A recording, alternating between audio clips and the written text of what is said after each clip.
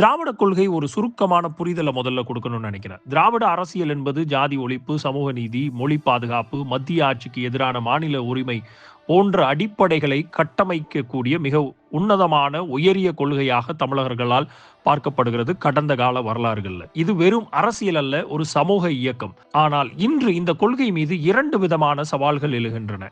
ஒன்று கொள்கையை நேரடியாக எதிர்க்கும் சவால், மற்றொன்று மக்கள் ஆதரவை மாற்றும் சவால்.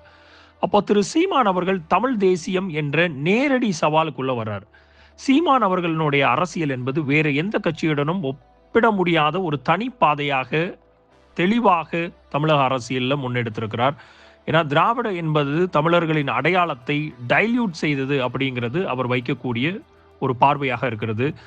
மிக முக்கியமாக தமிழர்கள் முதன்மையான அரசியல் தேவைக்கு உட்படுத்தணும் அப்படிங்கிறதும் அவருடைய பார்வையாக இருக்கிறது. திரு சீமான் அவர்கள் முக்கியமாக மொழியும் நிலமும் இனமும் அடையாளத்தினுடைய மைய கூறுகள் அப்படிங்கிறதுல தெளிவாக அந்த சிந்தனையை தமிழகம் தோறும் பரப்பி கொண்டு வருகிறார்.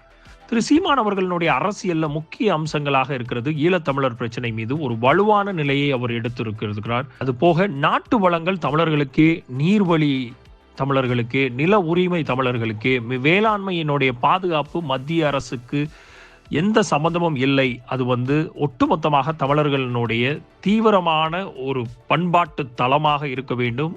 வேளாண்மை பாதுகாப்பு என்பது தமிழர்களினுடைய உயிர் மூச்சு. இதுல மத்திய அரசினுடைய தலையீடுகள் எந்த விதத்திலும் இருக்கக்கூடாது அப்படிங்கிறதை அவர் நிலைநிறுத்தி கொண்டே வந்திருக்கிறார்.